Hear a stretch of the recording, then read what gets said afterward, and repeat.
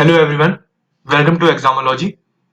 PYQs की इस series में अभी तक हमने जीएस के 4 subject history, geography, economy and polity, इनसे जो भी आयोग के द्वारा क्वेश्चंस पूछे गए हैं अभी तक कराए गए एग्जाम में, उनको हमने कवर कर लिया है।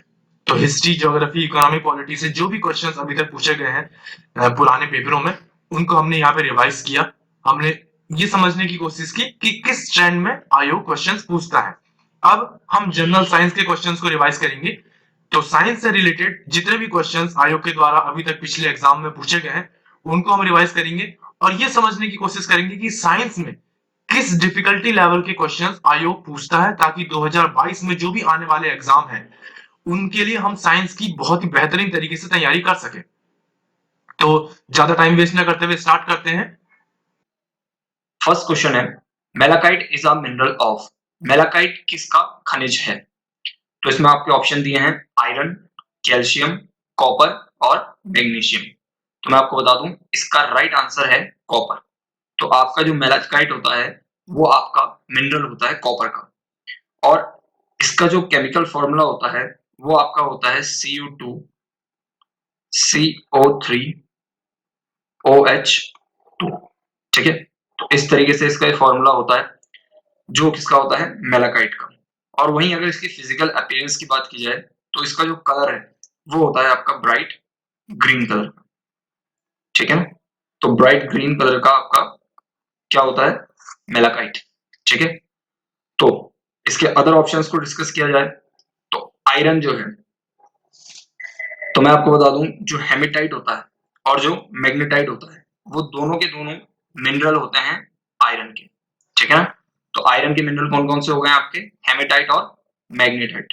वहीं अगर बात की जाए कैल्शियम के, तो लाइमस्टोन और डोलोमाइट, ये दो मेनली जो होते हैं आपके मिनरल होते हैं किसके, कैल्शियम के। वहीं मैग्नीशियम की बात की जाए तो मैग्नीसाइट जो होता है वो आपका मिनरल होता है मैग्नीशियम का। ठीक है, तो इस क्वेश्चन का जो करेक्ट आंसर था वो था आपका ऑप्शन सी, कॉपर। ठीक है, सो नेक्स्ट क्वेश्चन की ओर चलते हैं। Name the chemical substance present in the bones and teeth. हड्डियों और दांतों में मौजूद रासायनिक पदार्थ का नाम बताइए। तो इसके ऑप्शन आपको दिए गए हैं calcium sulphate, calcium phosphate, calcium chloride और कैल्शियम बोरेट। तो इसका जो करेक्ट ऑप्शन है वो है आपका कैल्शियम फॉस्फेट। तो कैल्शियम फॉस्फेट वो केमिकल सब्सटेंस है जो आपके प्रेजेंट होता है बोन्स में और टीथ में। ठीक है, और अगर इसके केमिकल फॉर्मूले की बात की जाए कि कैल्शियम फॉस्फेट का केमिकल फॉर्मूला क्या है, वो है आपका Ca3PO4 2।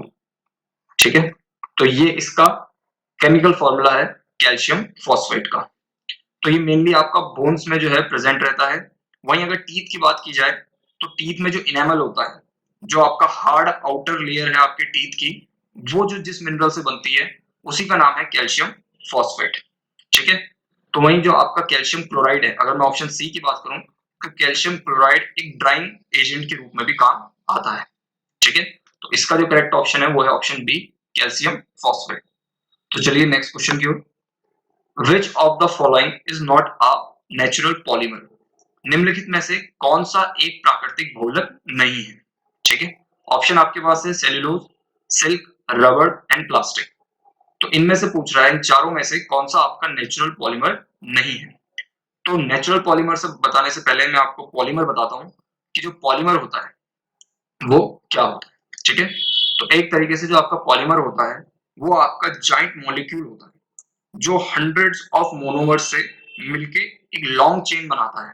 ठीक है, और उसी को हम क्या कहते हैं, पॉलीमर कहते हैं। तो बेसिकली पॉलीमर्स जो होते हैं दो टाइप के होते हैं, जिसमें आपका पहला आता है नेचुरल और दूसरा आता है आपका सिंथेटिक। ठीक है, तो ये दो टाइप के आपके पॉलीमर्स होते हैं। तो आपको नाम से पता चल रहा होगा कि जो नेचुरल होते हैं वो नेचुरली एग्जिस्ट करते हैं, और जो सिंथेटिक होते हैं वो आप ज्यादातर लेबोरेटरीज में उनको बनाते हैं। ठीक है, सो आप देखेंगे कि ऑप्शन ए जो है सिल्क, वो आपको नेचुरली मिलता है। सेल्यूलोज भी आपका नेचुरली मिलता है, रबर भी आपका नेचर से मिलता है। ऑप्शन डी जो है प्लास्टिक। ठीक है, ऑप्शन डी जो आपका प्लास्टिक है वो आपका बेसिकली आप उसे प्रोड्यूस करते हैं फैक्ट्रीज में और लैब्स में। तो इसका जो आंसर हो जाएगा वो हो जाएगा आपका प्लास्टिक, ऑप्शन डी। तो आपका जो प्लास्टिक है वो आपका नेचुरल पॉलीमर नहीं है। ठीक है, तो चलते हैं नेक्स्ट क्वेश्चन की ओर। Fluoride pollution mainly affects to. So ये बोल रहा है कि फ्लोराइड जो प्रदूषण है मुख्य रूप से प्रभावित करता है। तो मुख्य रूप से शरीर के किस अंग को जो है फ्लोराइड पॉल्यूशन आपका अफेक्ट करता है? ऑप्शन है किडनी, टीथ, आईज और नर्वस सिस्टम। सो मैं आपको बताता हूँ फ्लोराइड पॉल्यूशन जो है वो ज्यादातर आपका जो होता है जब आप एक्सेस फ्लोराइड ले लेते हैं अपने ड्रिंकिंग वाटर में, तब आपको एक फ्लोरोसिस नाम का एक डिजीज है वो हो सकता है, जिससे बोन्स और टीथ में इफेक्ट पड़ता है। समझ रहे हैं? तो जब आप फ्लोराइड वाला जो वाटर है उसे एक्सेस अमाउंट में ले लेते हैं, तो बेसिकली जो फ्लोराइड होता है ये आपको ड्रिंकिंग वाटर में ज्यादा मिलता है। तो अगर आप उससे ज्यादा एक्सेस फ्लोराइड लेंगे तो फ्लोरोसिस नाम का एक डिजीज होता है जो हो सकता है, और जो बेसिकली आपके बोन्स और टीथ को इफेक्ट करेगा। ठीक है, तो इसका जो आपका आंसर है वो है ऑप्शन बी, टीथ। ठीक है, सो ऑप्शन बी, टीथ इसका आंसर है, जो फ्लोराइड पॉल्यूशन आपका इसको टीथ को इफेक्ट करता है। तो चलते हैं नेक्स्ट क्वेश्चन की ओर। The first transgenic plant produced was. पहला ट्रांसजेनिक उत्पादित पौधा था। तो आपका इसमें ऑप्शन है maize, B rice, C tobacco और डी कॉटन। तो इन चारों में से कौन सा फर्स्ट आपका प्लांट जो था वो ट्रांसजेनिक तरीके से प्रोड्यूस किया गया था? तो इसका जो ऑप्शन है वो है आपका ऑप्शन सी, टोबैको। ठीक है, सो टोबैको वो प्लांट है जो पहली बार ट्रांसजेनिक तरीके से प्रोड्यूस किया गया था। ठीक है, सो मैं आपको बता दूं कि ये किस साल में हुआ था? 1982 में। ठीक है, तो ट्रांसजेनिकली जो है आपका टोबैको प्लांट को प्रोड्यूस किया था 1982 में, और चाइना ऐसा पहला कंट्री था जिसने कॉमर्शियल लेवल पर इसको लॉन्च किया था। ठीक है, और किस ईयर में किया था? 1992 में चाइना ने इसे कॉमर्शियली आपका लॉन्च किया था। किसको?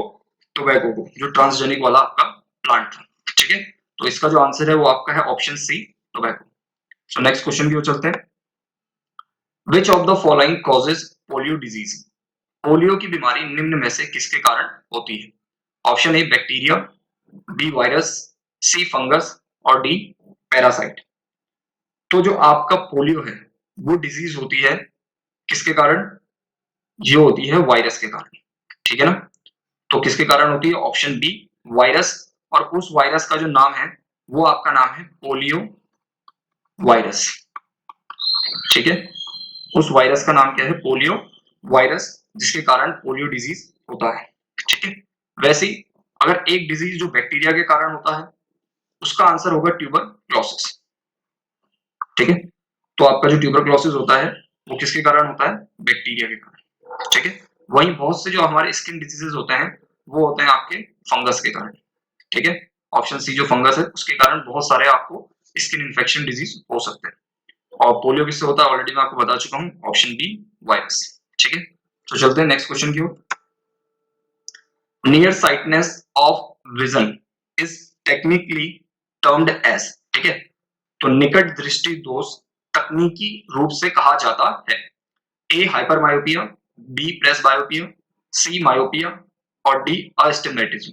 ठीक है ना, तो इन चारों में से कौन सा आपका तकनीकी रूप से निकट दृष्टि दोष कहा जाता है? तो इसका जो राइट आंसर है वो आपका है मायोपिया, ऑप्शन सी। अब ये मायोपिया क्या होता है? मायोपिया एक ऐसा आपका डिफेक्ट है जिसमें आप जो पास की चीजें हैं, नियरली ऑब्जेक्ट्स हैं, उनको आप क्लियरली देख सकते हैं, बट जो दूर की चीजें हैं उनको आप क्लियरली नहीं देख सकते। ठीक है, तो पास की चीजें आप देख लेंगे और दूर की चीजें आप नहीं देख सकते, उसी डिफेक्ट को हम कहते हैं मायोपिया। और इसको करेक्ट करने के लिए जिस लेंस का यूज होता है वो होता है आपका कॉनकेव। ठीक है, तो कॉनकेव लेंस जो है वो यूज किया जाता है इस डिफेक्ट को हटाने के लिए।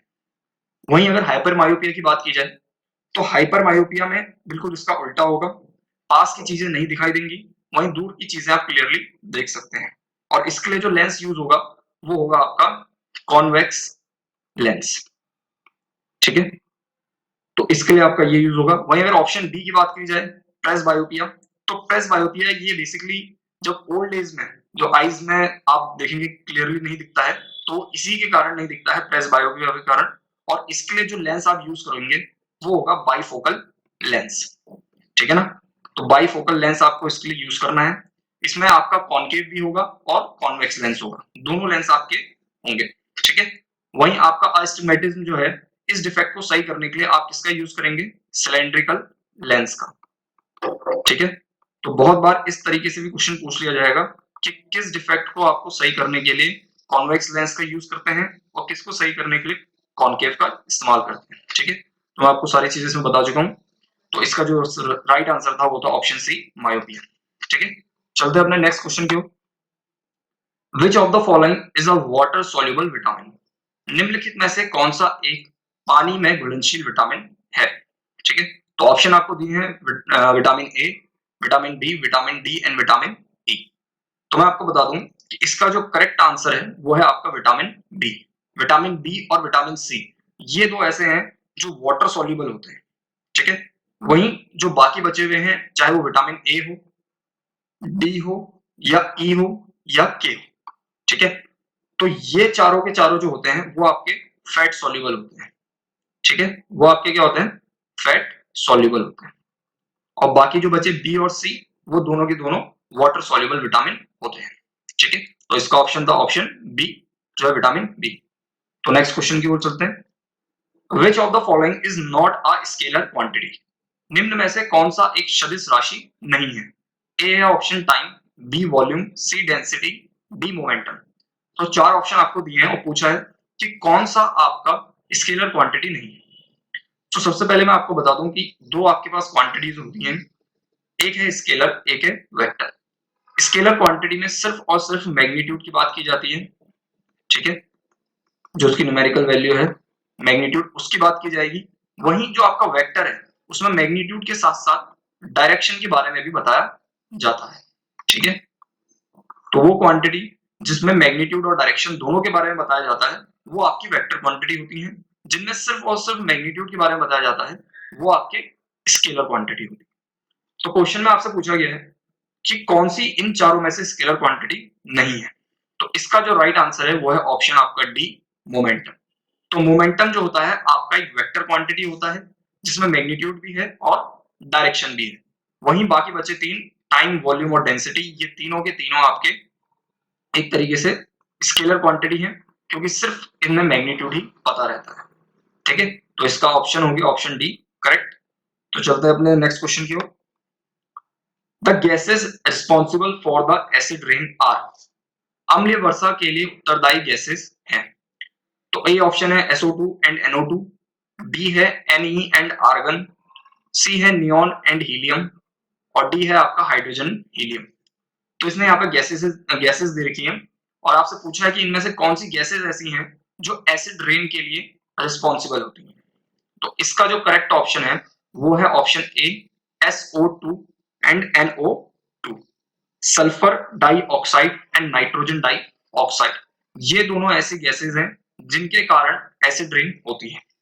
तो ये बेसिकली आपके एटमॉस्फेयर में ही प्रेजेंट रहती हैं, और ये जो गैसेस होती हैं ये आपकी फैक्ट्री से या जो पॉल्यूशन हो रहा है उनमें ये गैसेस पाई जाती हैं।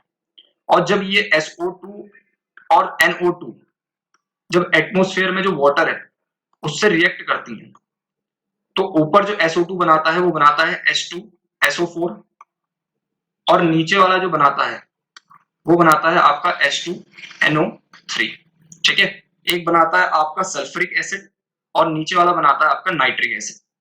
तो इन्हीं दो के कारण जो है आपका एसिड रेन होती है, ठीक है।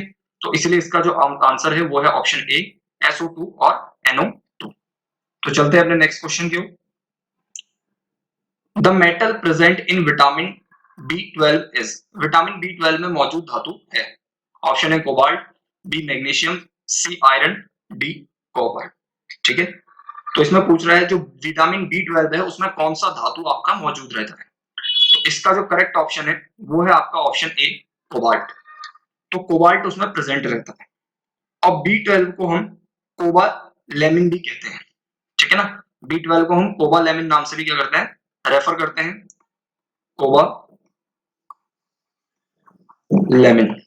ठीक है ना।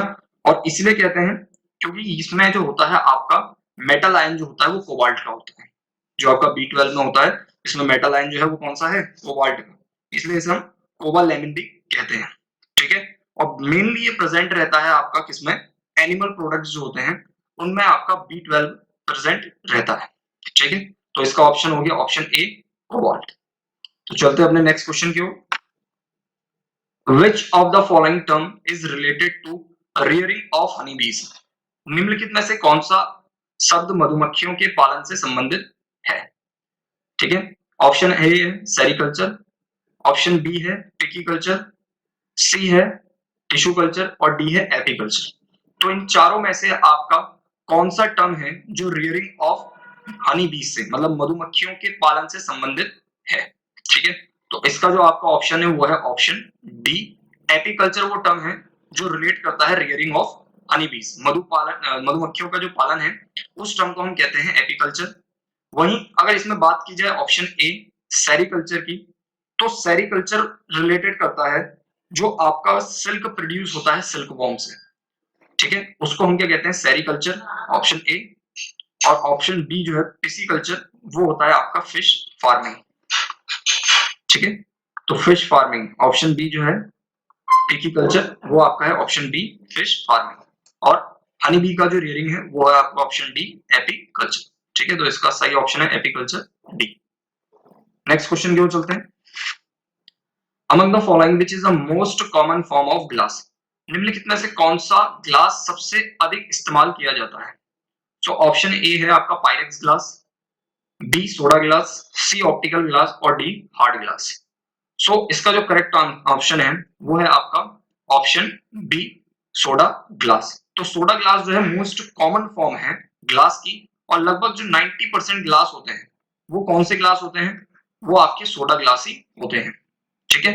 जो मार्केट में आपके अवेलेबल है उसमें 90% जो ग्लासेस आपको मिलेंगे वो सोडा ग्लास मिलेंगे। एक तरीके से बहुत लीस्ट एक्सपेंसिव भी है, ठीक है ना, बहुत महंगे भी नहीं आते हैं जो आपके सोडा ग्लास है, इसलिए इतना कॉमनली इसे यूज भी किया जाता है। और इसके अंदर जो ये कंटेन करता है तीन चीजें, कौन कौन सी, फर्स्ट है सिलिका, सेकंड है सोडा और थर्ड है लाइम, ठीक है। तो ये तीन चीजें कंटेन करता है कौन, सोडा ग्लास, जिसमें सबसे ज्यादा ये कंटेन करता है सिलिका को 60 से 70%, ठीक है, 60 से 75% तक ये आपका सिलिका को कंटेन करता है। वहीं अगर बात की जाए सोडा की तो 12 से 18% और लाइम 5 से 12%, ठीक है। और अगर पायरेक्स की बात की जाए तो पायरेक्स आपका एक तरीके से वो ग्लास है जो रेजिस्ट करता है हीट से, केमिकल से और इलेक्ट्रिसिटी से। इन तीनों से जो रेजिस्टेंट होता है वो आपका पायरेक्स ग्लास होता है। ऑप्टिकल ग्लास जो ऑप्शन सी है वो ज्यादातर आपके जो ऑप्टिकल कंपोनेंट होते हैं जिनमें लेंस भी आते हैं उनमें आपका यूज होता है कौन सा, ऑप्टिकल ग्लास। और हार्ड ग्लास जो होता है वो आपका यूज किया जाता है लेबोरेटरी पर्पस के लिए, जो लेबोरेटरी अपैरेटस होते हैं वो ज्यादातर बनाए जाते हैं हार्ड ग्लास के, जो आपका है ऑप्शन डी। तो इसीलिए इन चारों में से जो मोस्ट कॉमन फॉर्म है वो कौन सा है, आपका बी सोडा ग्लास, ठीक है। चलिए अब चलते हैं नेक्स्ट क्वेश्चन की ओर। Which vitamin is essential for blood coagulation, ठीक है। तो रक्त के थक्के जमने के लिए कौन सा विटामिन आवश्यक है? तो ऑप्शन ए है ई, बी डी, के और सी। तो ये चार विटामिन आपको दिए हैं, इनमें से कौन सा रिस्पॉन्सिबल है ब्लड कोगुलेशन के लिए, मतलब जो रक्त के थक्के जमने के लिए कौन सा विटामिन इसमें आवश्यक है? तो मैं आपको बता दूं इसका जो ऑप्शन है वो है ऑप्शन सी विटामिन के। तो विटामिन के जो है इज एसेंशियल है किसके लिए, ब्लड कोगुलेशन के लिए। तो इसका ऑप्शन हो गया विटामिन सी, सॉरी विटामिन के। अगर बात की जाए विटामिन डी की, जो ऑप्शन है बी, वो डेवलप करता है, फंक्शन करता है और मेंटेन करता है आपके हेल्थी बोन्स को, ठीक है। तो विटामिन डी क्या करता है, डेवलपमेंट करता है आपके बोन्स का, फंक्शन करता है और उसे मेंटेन करता है। अगर बात की जाए विटामिन ई की, तो विटामिन ई जो है वो आपका मेंटेन करता है हेल्थी स्किन और आपके आईज को, ठीक है। तो विटामिन ई किसके लिए करेगा, आईज और स्किन के लिए। वहीं अगर बात की जाए ऑप्शन डी विटामिन सी की, तो ये आपके ग्रोथ और रिपेयर ऑफ टिश्यू में आपको हेल्प करता है, ठीक है। और ऑप्शन सी जो है विटामिन के, वो ऑलरेडी मैं बता चुका हूं आपको, वो ब्लड कोगुलेशन के लिए असेंशियल है, ठीक है। तो इसका जो आंसर है वो है विटामिन के। तो नेक्स्ट क्वेश्चन की ओर चलते हैं। Plant that grow in a saline water are called, ठीक है, खारे पानी में उगने वाले पौधे कहलाते हैं। Option A hydrophyte, B mesophyte, C halophytes या डी थैलोफाइट। तो इसमें जो करेक्ट ऑप्शन है वो है आपका ऑप्शन सी हेलोफाइट। तो वो प्लांट जो खारे पानी में उगते हैं उनको हम कहते हैं हेलोफाइट्स। ठीक है, तो ऑप्शन सी हेलोफाइट इसका करेक्ट आंसर है। अगर अदर ऑप्शंस को डिस्कस किया जाए, ए ऑप्शन जो है हाइड्रोफाइट, ये ऐसे प्लांट होते हैं जो सिर्फ वाटर में उगते हैं, वाटर में ऊपर या वाटर के नीचे। ठीक है, तो वैसे प्लांट जो होते हैं वो आपके हाइड्रोफाइट्स होते हैं।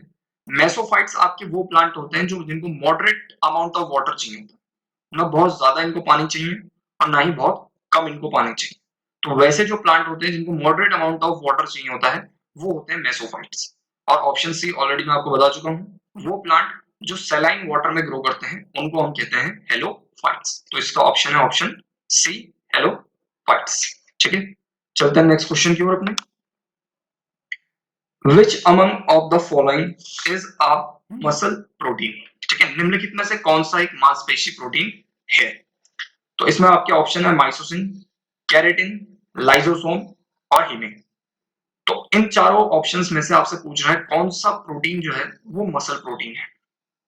ठीक है, तो इसका जो करेक्ट आंसर है वो है आपका myosin.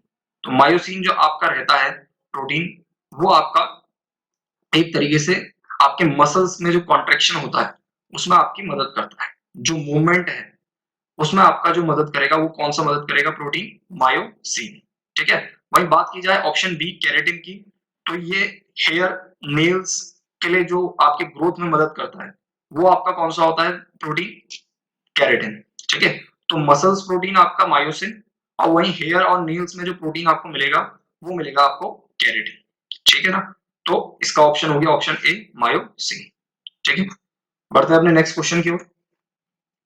Which of the following waves can't be polarized?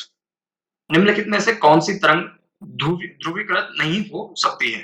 तो ऑप्शन ए है sound wave, B radio wave, C ultraviolet rays और डी है एक्स रेज। तो इन चारों रेज में से कौन सी ऐसी रेज है जो पोलराइज्ड नहीं होती है?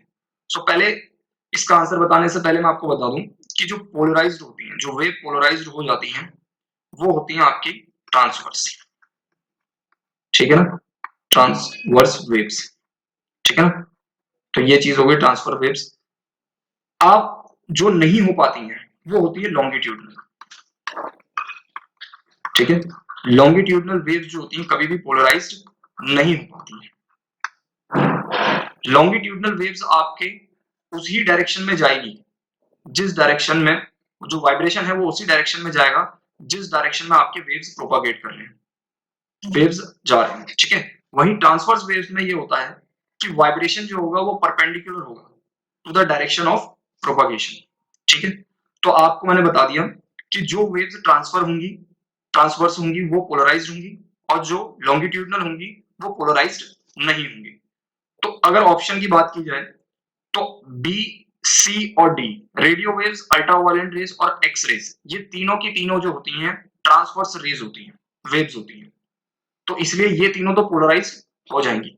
वहीं जो आपका ऑप्शन ए है साउंड वेव्स, ये आपकी लॉन्गिट्यूडनल वेव्स होती है।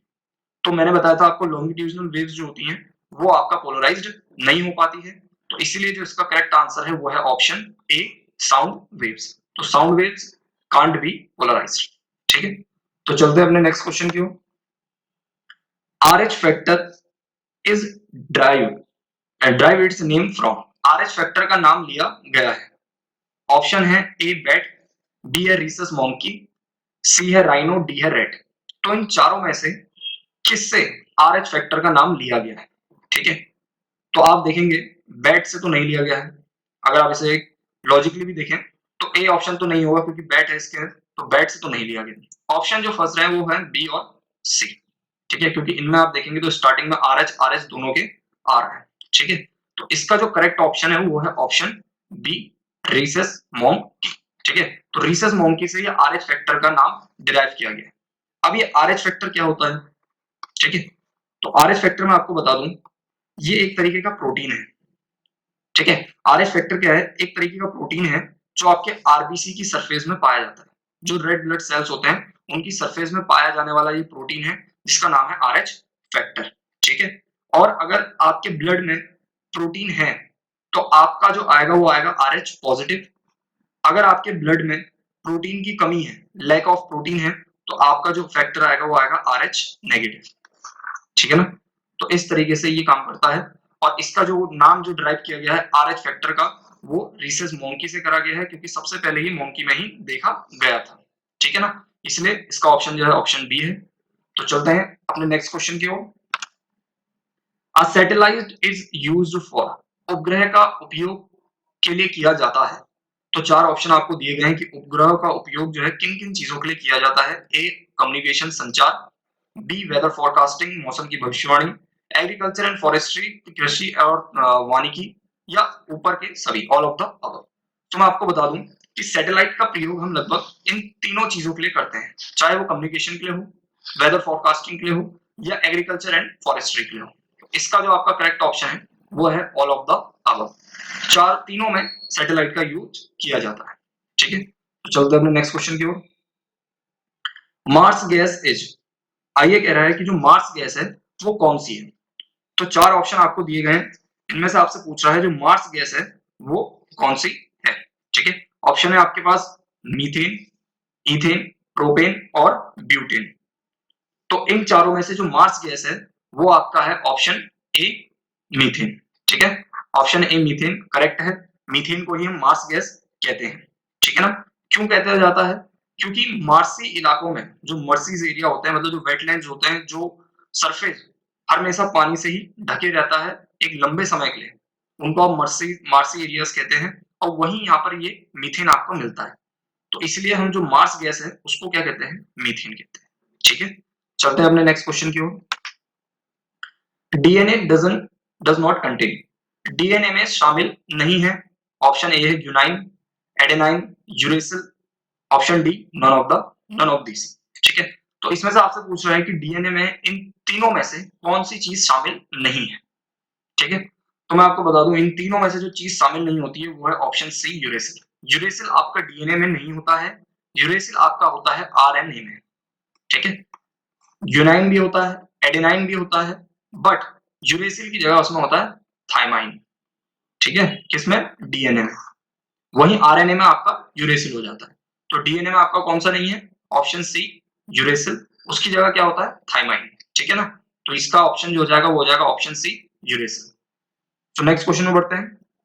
Insulin hormone is secreted by which of the following organ, insulin hormone निम्न में से किस अंग द्वारा स्रावित किया होता है। ठीक है ना? So option A kidney, B liver, B heart, C liver और डी पेनक्रियास। तो इन चारों में से किस ऑर्गन से इंसुलिन जो है आपका हार्मोन वो आपका सीक्रेट होता है। तो आपको ये बता दूं कि इसका जो ऑप्शन है वो है ऑप्शन डी पेनक्रियास। तो पेनक्रियास वो हमारा ऑर्गन है बॉडी का जिससे हम इंसुलिन हार्मोन सीक्रेट करते हैं। ठीक है, तो इसका ऑप्शन हो गया ऑप्शन डी। बढ़ते हैं अगले क्वेश्चन की ओर। DNA fingerprinting was discovered by, DNA fingerprinting जो है इसकी खोज की गई थी। ऑप्शन ए है आपका George Stark, B sir Alex Jeffrey, C Edward Southern और डी कैरी मुलिस। तो ये चार आपको दिए गए नाम, इनमें से पूछ रहा है कि डीएनए फिंगरप्रिंटिंग जो है वो किसके द्वारा डिस्कवर्ड की गई थी। तो इसका जो करेक्ट ऑप्शन है वो है आपका option B sir Alex Jeffrey. ठीक है, इन्हें फादर ऑफ डीएनए फिंगरप्रिंटिंग भी कहते हैं। ठीक है, फादर ऑफ डीएनए फिंगरप्रिंटिंग किनको कहते हैं? Sir Alex Jeffrey. ठीक है, एक इसमें इंपॉर्टेंट पॉइंट और है, अगर वो आपसे पूछ दे कि father of Indian DNA fingerprinting वो किसको कहा जाता है, तो वो आपका कहा जाता है डॉक्टर लालजी सिंह। ठीक है, डॉक्टर लालजी सिंह, इनको father of Indian DNA fingerprinting कहा जाता है। ठीक है, इंपॉर्टेंट है, आपसे इस बार डीएनए फिंगरप्रिंटिंग में पूछा है, अगली बार आपसे इंडियन डीएनए फिंगरप्रिंटिंग में सवाल पूछा जा सकता है। ठीक है, तो चलते हैं नेक्स्ट क्वेश्चन की ओर। The parsec is the unit of, parsec किसकी इकाई है। ए ऑप्शन है आपका distance, B time, C energy, D temperature. तो इन चारों ऑप्शन में से पार्सेक जो है वो किसकी इकाई है। ठीक है, सो पार्सेक अगर आप पीछे से देखेंगे तो इसमें नाम में पीछे सेक आ रहा है, तो इससे कंफ्यूजन में आके आप लोग टाइम में क्लिक करके आ सकते हैं, अपना आंसर टाइम दे के आ सकते हैं, बट इसका आंसर टाइम ना होते हुए क्या है? ऑप्शन ए डिस्टेंस, ये एक दूरी की इकाई है। और जो गैलेक्सीज और स्टार्स की हम डिस्टेंस को एक्सप्रेस करते हैं वो पार्सेक यूनिट में ही एक्सप्रेस करते हैं। दो डिस्टेंस के बीच में अगर हम की डिस्टेंस को अगर हम बताएं तो वो हम मीटर में बताते हैं, यूनिट मीटर किलोमीटर में। बट अगर आपको स्टार्स और गैलेक्सीज के बीच के डिस्टेंस को बताना है तो आप किस यूनिट में बताएंगे? पार्सेक यूनिट में बताएंगे। ठीक है, तो ध्यान रखना है इसका जो ऑप्शन है वो ऑप्शन बी ना होके ऑप्शन ए डिस्टेंस आंसर होगा। ठीक है, तो चलते हैं अपने नेक्स्ट क्वेश्चन की ओर। Nickel cadmium NiCd battery is used in. ठीक है, अब ये कह रहा है कि जो आपकी निकल कैडमियम बैटरी है उसका प्रयोग किया जाता है। चार ऑप्शन आपको दिए गए हैं, calculator, cordless electronic applications, transistors या ऑल ऑफ द अबव। तो निकल कैडमियम बैटरी जो है इन चारों में से किसमें प्रयोग की जाती है? ठीक है, तो इसमें जो होता है वो है आपका option B, cordless electronic appliances. इनमें आपकी निकल कैडमियम बैटरी आपकी यूज्ड की जाती है। अगर मैं निकल कैडमियम बैटरी के बारे में बताऊं तो सबसे पहले तो ये आपको बात ध्यान में रखनी है कि ये रिचार्जेबल बैटरी है। ठीक है ना, मतलब आप इसे दोबारा रिचार्ज कर सकते हैं। अगर इसका चार्ज खत्म हो जाए तो आप इसको दोबारा रिचार्ज कर सकते हैं निकल कैडमियम बैटरी। ठीक है ना, और इस बैटरी को जो इन्वेंट किया था वो किया था वोल्डेमर, यहां पर लिख देता हूं, वोल्डेमर जंगर। ठीक है, JUNGER। ठीक है, तो वोल्डेमर जंगर के द्वारा ये आपका डिस्कवर्ड किया था निकल कैडमियम बैटरी। ठीक है, साथ ही साथ इसका जो नाम पड़ा है निकल कैडमियम, ये क्यों पड़ा है? क्योंकि जो इसमें इलेक्ट्रोड यूज हुए हैं इस बैटरी में वो आपके कौन कौन से हैं? एक है निकल ऑक्साइड, हाइड्रोक्साइड और है आपका मेटेलिक कैडमियम। तो ये दो आपके इलेक्ट्रोड इस बैटरी में यूज होते हैं, इसलिए इस बैटरी को हम निकल कैडमियम बैटरी भी कहते हैं। ठीक है, तो ये आपका कहां पर यूज होती है बैटरी? कॉर्डलेस इलेक्ट्रॉनिक आपके जो अप्लायंसेस होते हैं उनमें आपका ये बैटरी यूज होती है। तो नेक्स्ट क्वेश्चन में और चलते हैं। With the rise of temperature, the viscosity of liquid increases, decreases, remains unchanged या depend on nature of liquid। बढ़ेगी, घटेगी या जैसी है वैसी रहेगी, या जो लिक्विड है जिसका हम टेम्परेचर राइज कर रहे हैं उस लिक्विड के नेचर पर डिपेंड करेगी। तो ये चार ऑप्शंस आपसे पूछा है। तो मैं आपको बता दूं, जब भी आप लिक्विड को उसका टेम्परेचर उसको राइज करोगे तो जो लिक्विड की विस्कोसिटी है वो आपकी विस्कोसिटी क्या होगी? डिक्रीज होगी। ठीक है, तो इसका ऑप्शन जो है वो है ऑप्शन बी, डिक्रीज। वहीं मैं आपको बता दूं कि जो विस्कोसिटी होती है वो लिक्विड की ज्यादा होती है, किसके मुकाबले? गैसेस के मुकाबले। ठीक है, गैसेस के मुकाबले आपके लिक्विड में विस्कोसिटी क्या होती है? ज्यादा होती है। वहीं सॉलिड की अगर बात की जाए तो सॉलिड्स में आपकी विस्कोसिटी बिल्कुल नहीं होती है। ठीक है, सॉलिड्स में विस्कोसिटी नहीं होगी। वहीं अगर आपसे पूछ दिया जाए कि किसकी विस्कोसिटी आपकी जीरो होती है, किस चीज की विस्कोसिटी जीरो होती है, तो ध्यान में रखना है आइडियल फ्लूइड जो है, ठीक है, आइडियल फ्लूइड जो है उसकी विस्कोसिटी हमेशा क्या रहेगी? जीरो रहेगी। ठीक है ना, ये चीज हो गया। अभी हमने बात करी थी कि जब हम लिक्विड का टेम्परेचर बढ़ाएंगे तो उसमें हमें पता था कि विस्कोसिटी डिक्रीज होगी। अगर यही क्वेश्चन आपको गैसेस के साथ पूछा जाए कि अगर हम गैसेस का टेम्परेचर बढ़ाएंगे तो विस्कोसिटी क्या होगी, तो जब भी आप गैसेस का टेम्परेचर बढ़ाएंगे तो आपकी जो विस्कोसिटी है वो हमेशा इंक्रीज होगी। ठीक है, इस चीज को आपको ध्यान में रखना है कि जब भी आप किसी गैसेस का टेम्परेचर बढ़ाएंगे तो उसकी विस्कोसिटी इंक्रीज होगी, और वहीं अगर आप किसी लिक्विड का टेम्परेचर बढ़ाएंगे तो उसकी डिक्रीज होगी। तो इसका ऑप्शन था ऑप्शन बी, डिक्रीज। ठीक है, नेक्स्ट क्वेश्चन की ओर चलते हैं। TNT इज, ठीक है, इसमें आपसे पूछा गया है कि TNT क्या है? एंटी माइक्रोबियल है, एंटी बैक्टीरियल है, या आपका एक्सप्लोजिव है, या एंटीसेप्टिक है। तो चार ऑप्शन आपको दिए गए हैं, इसमें आपको बताना है कि जो TNT है वो क्या है। तो इसमें आपको बता दूं इसका जो करेक्ट ऑप्शन है वो है आपका ऑप्शन सी, एक्सप्लोजिव। TNT एक एक्सप्लोजिव होता है। अगर मैं इसके फुल फॉर्म की बात करूं कि TNT को आप पूरा कैसे लिखेंगे तो ये होता है आपका ट्राई नाइट्रो टोलुइन। ठीक है, ये इसका पूरा नाम है, ट्राई नाइट्रो टोलुइन। एक नाइट्रोजन कंपाउंड ये है और ज्यादातर मेनली ये आपका यूज किया जाता है एक्सप्लोजिव में, ठीक है। तो इसका ऑप्शन हो गया ऑप्शन सी एक्सप्लोजिव। तो टीएनटी आपका एक एक्सप्लोजिव है। तो नेक्स्ट क्वेश्चन की ओर चलते हैं। Which of the following causes swine flu? तो ये कह रहा है निम्न में से कौन स्वाइन फ्लू का कारण बनता है? ऑप्शन है आपके पास वायरस, बैक्टीरिया, फंगी, टैफॉर्म। तो इन चारों में से कौन जो ऐसी चीज है जो स्वाइन फ्लू का कारण बनती है? तो मैं आपको बता दूं इसका करेक्ट आंसर है ऑप्शन ए वायरस। और कौन सा वायरस? बहुत बार एग्जाम में आपसे नाम भी पूछ दिया जाएगा कि किस वायरस के कारण आपका स्वाइन फ्लू होता है। तो उस वायरस का नाम है H1N1, ठीक है। इंपॉर्टेंट है, एग्जाम में पूछा जा सकता है। इस बार उसने किसके द्वारा हुआ पूछा, अब उसके वायरस का वो नाम भी पूछ सकता है कि किस वायरस के कारण ये आपका होता है, ठीक है। तो H1N1 वो वायरस है जिसके कारण स्वाइन फ्लू होता है, ठीक है ना। और सबसे पहले ये जो देखा गया था, ये किन में देखा गया था? पिग्स में देखा गया था, ठीक है। पिग्स जो होते हैं उनमें सबसे पहले ये वायरस देखा गया था जिसका नाम था स्वाइन फ्लू। उसके बाद ये पर्सन टू पर्सन भी फैलने लगा था और इसे पेंडेमिक भी घोषित किया गया था, ठीक है। तो इसका जो आंसर है वो है आपका ऑप्शन ए वायरस। तो नेक्स्ट क्वेश्चन की ओर बढ़ते हैं। The main element of protein. तो प्रोटीन का जो मेन एलिमेंट है, मुख्य तत्व है, वो क्या है? ऑप्शन है आपका हाइड्रोजन, नाइट्रोजन, ऑक्सीजन और कार्बन। तो चार ऑप्शन दिए हैं, इनमें आपसे पूछा है कि प्रोटीन का जो मेन एलिमेंट है वो कौन सा है।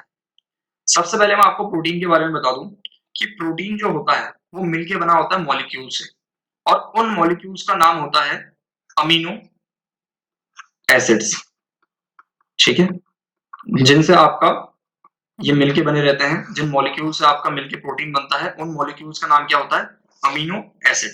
और ये सारे जितने भी लिविंग ऑर्गेनिज्म हैं सबके अंदर ये अमीनो एसिड पाए जाते हैं, ठीक है। अब ये अमीनो एसिड क्या क्या कंटेन करते हैं, इसमें ही हमारा आंसर छुपा है। ये आपके चार एलिमेंट्स कंटेन करते हैं। जो अमीनो एसिड होता है चार एलिमेंट कंटेन करते हैं, जिसमें पहला है हाइड्रोजन, ठीक है। ऑक्सीजन भी ये कंटेन करते हैं, नाइट्रोजन भी ये कंटेन करते हैं, और कार्बन भी ये कंटेन करते हैं, ठीक है। बट जो इसका मेन एलिमेंट है इन चारों में से, हाइड्रोजन, ऑक्सीजन, नाइट्रोजन और कार्बन में से, इसका जो मेन आपका है वो है नाइट्रोजन। तो नाइट्रोजन जो है वो आपका प्रोटीन का क्या है? मेन एलिमेंट है। तो इसका जो आपका ऑप्शन हो जाएगा वो हो जाएगा ऑप्शन बी नाइट्रोजन, ठीक है। तो चलते अपने नेक्स्ट क्वेश्चन की ओर। Food ripening hormone is. तो रेपनिंग जो हार्मोन है, फूड रेपनिंग, जिससे फल पकाने वाला जो हार्मोन है वो कौन सा है? ऑप्शन दिए हैं इथाइलिन, ऑक्सिन, कैनेटिन और ऑल ऑफ द अबव, ठीक है। ऑल ऑफ दीज, ये चारों के चारों बोल रहा है कि क्या ये फूड रेपनिंग हार्मोन है। तो मैं आपको बता दूं इन चारों में से जो आपका ऑप्शन ए है इथाइलिन, वो आपका क्या है? एक फूड रेपनिंग हार्मोन है, ठीक है। अब ये इथाइलिन जो होता है ये गैस होती है, ठीक है ना। इथाइलिन आपकी क्या होती है? गैस होती है। और सारे के सारे जितने भी फ्रूट्स होते हैं ये सभी के सब जो है इथाइलिन गैस क्या करते हैं? सर्टेन अमाउंट में प्रोड्यूस करते हैं, ठीक है ना। तो ये जो है गैस कौन? इथाइलिन। और सारे के सारे फ्रूट जो है इसको प्रोड्यूस करेंगे, और यही इथाइलिन जो है फल पकाने के काम भी आता है, ठीक है ना। और इसी से जो आपका फल है वो पकता है, ठीक है। किससे? Ethylene, option A. चलते हैं अपने नेक्स्ट क्वेश्चन की ओर। Teflon is the common name of. Teflon का सामान्य नाम क्या है? Option A polytetrafluoroethene, polyvinyl chloride, C polyvinyl fluoride और डी है डिफ्लोरोमीथेन। तो ये चार ऑप्शन दिए हैं और ये पूछ रहा है कि जो टेफ्लॉन, जो आपका टेफ्लॉन है उसका नाम क्या है, कॉमन नेम क्या है। तो टेफ्लॉन आपका एक क्या है? पॉलीमर है, ठीक है। टेफ्लॉन आपका पॉलीमर है, और कौन सा पॉलीमर है? ये आपका सिंथेटिक पॉलीमर है, ठीक है। बिकॉज टेफ्लॉन आपको नेचुरली नहीं मिलता है, लेबोरेटरी में आपका टेफ्लॉन बनाया जाता है।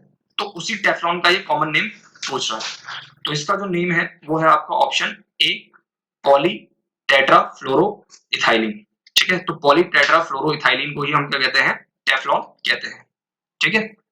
पहले पार्ट के जो क्वेश्चंस थे ये हमने कवर किए, बाकी बचे हुए जो क्वेश्चंस हैं उनको हम सेकंड पार्ट में कवर करेंगे। इस तरह से हमारे जो जनरल साइंस के क्वेश्चंस जो कि आयोग के द्वारा पूछे गए हैं वो भी कवर हो जाएंगे। तो अगर आपको ये वीडियोस पसंद आते हैं तो आप लाइक कर सकते हैं। अगर आप किसी को जानते हैं जिसके लिए ये वीडियो इंफॉर्मेटिव हो सकते हैं तो उसको आप शेयर कर सकते हैं, सब्सक्राइब कर सकते हैं आगे आने वाले कंटेंट के लिए। इसके अलावा अगर आपको कोई भी क्वेरी, कोई भी सजेशन हो तो आप कमेंट सेक्शन में हमें बता सकते हैं, हम उसको जरूर फॉलो थ्रू करेंगे। देन टेलीग्राम चैनल का लिंक मैंने डिस्क्रिप्शन में डाला हुआ है, आप उसे ज्वाइन कर सकते हैं, क्योंकि हम जो आगे आने वाले वीडियोस होते हैं उनके लिंक एडवांस में वहां पे पोस्ट कर देते हैं। इसके अलावा कोई भी स्टडी मटेरियल, कोई भी नोट्स या इस तरह की कोई भी चीज होती है तो उसको हम टेलीग्राम में सबसे पहले बताते हैं, तो आप टेलीग्राम का भी ग्रुप ज्वाइन कर सकते हैं। Thank you so much.